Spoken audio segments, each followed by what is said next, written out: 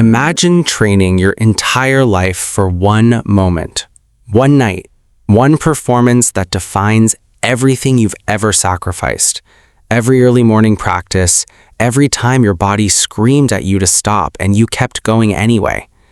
Now imagine that moment arriving and falling apart.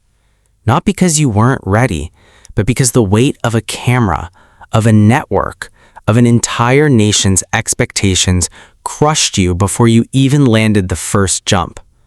That's what happened to Ilia Malinin in Milan, and what he said afterward about the cameras, about the media, about NBC has ignited a debate that goes far beyond figure skating. But here's the question nobody is asking loudly enough. Did the media make him fail? And if they did, who's responsible for what happened next? Let's go back to February 13th, 2026, Milan, Italy. The Milano ice arena is packed, the cameras are rolling, and walking out onto that ice is a 21-year-old from Fairfax, Virginia, who at that moment is not just the favorite to win Olympic gold, he is the most dominant figure skater the sport has ever produced. Ilia Malinin arrived in Italy as the clear favorite for Olympic gold, and the biggest sure thing the sport had seen in decades. He had been undefeated for over 2 years, 14 consecutive competitions without a single loss, 2 straight world championship titles, records that hadn't just been broken, they had been obliterated. The quad axel, 7 quads in a single program, scores that rewrote the sport's entire understanding of what was possible. ESPN.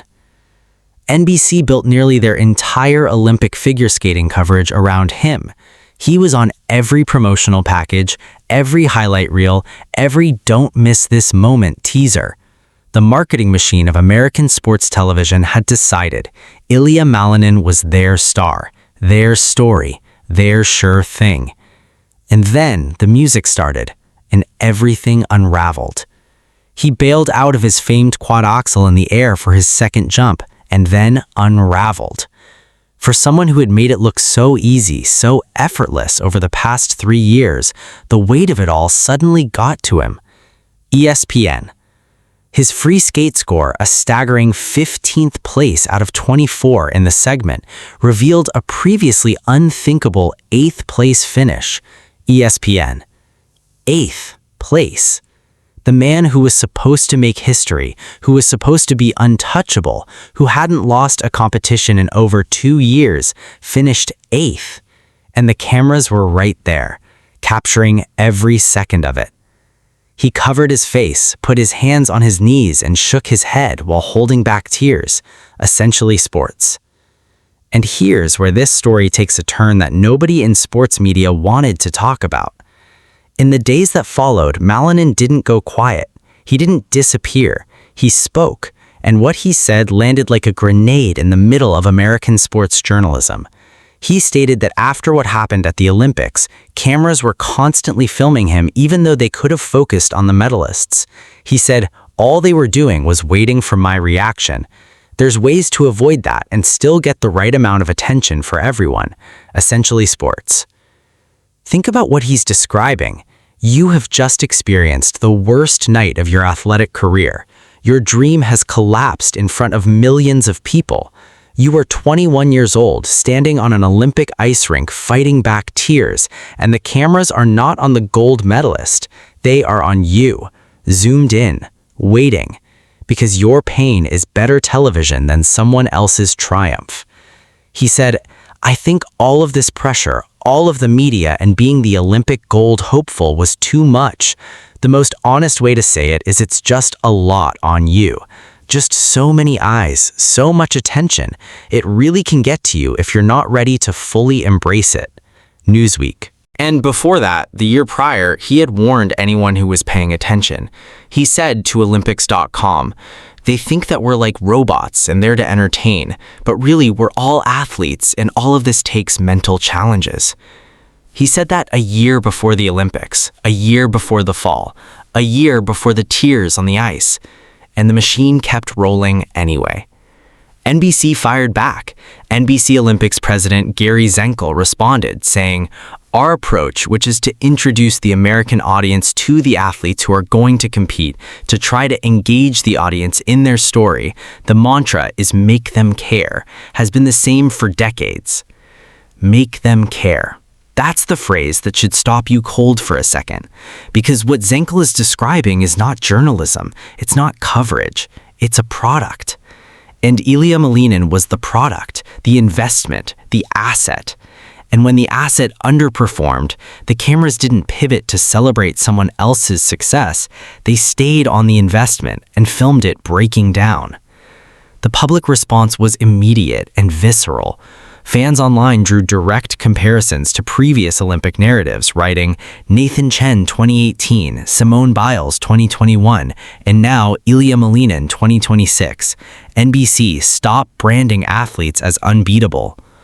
Another wrote, when will NBC learn that when you make one person the star of all your programming, you put them under enormous mental pressure and set them up for failure? This is the pattern, and this is what makes Malinin's story so much bigger than one disappointing skate. This is not a story about a skater who fell.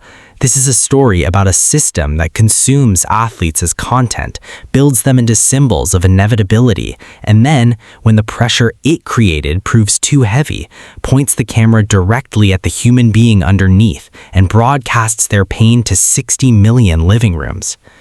During the 2026 Winter Games, another athlete criticized the kiss and cry broadcast tactic, telling USA Today that, while athletes are used to it, they are not huge fans of cameras capturing their most vulnerable low moments for television. And here's what makes this debate so genuinely complicated, because this is not a simple story with a villain and a victim, and I need you to understand that. NBC is not wrong that great storytelling requires emotional investment. You cannot make 60 million Americans care about figure skating without giving them a human being to root for. The make them care philosophy has brought unprecedented mainstream attention to athletes who would otherwise compete in near total obscurity.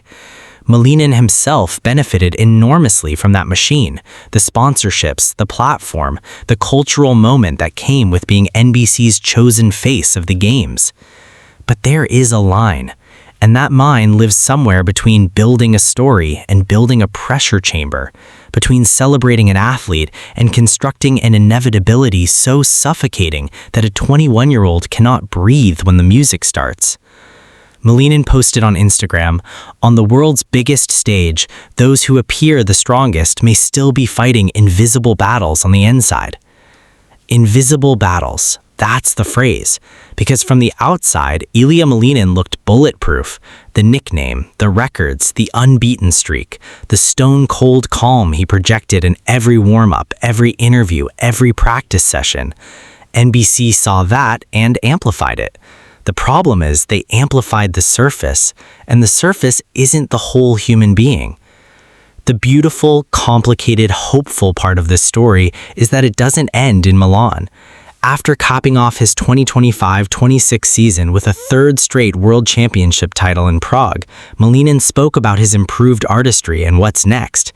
He came back, he won, and then he announced he's changing his name from Quad God to Chaos God, which, if you think about it, is the most psychologically honest thing an athlete has ever done. The Quad God was the product. The Chaos God is the person who survived being the product and decided to write his own story from now on. The debate between athlete privacy, media responsibility, and the business of televised sport is not going away. If anything, what Ilia Malinin said in the weeks after Milan has cracked open a conversation that American sports culture desperately needed to have.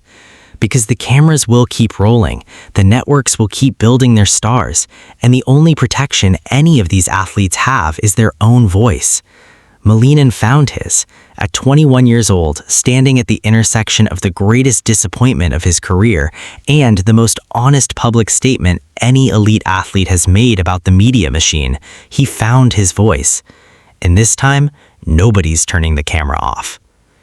If this story made you think, drop a comment below. Do you think NBC went too far, or is the pressure just part of competing on the world's biggest stage?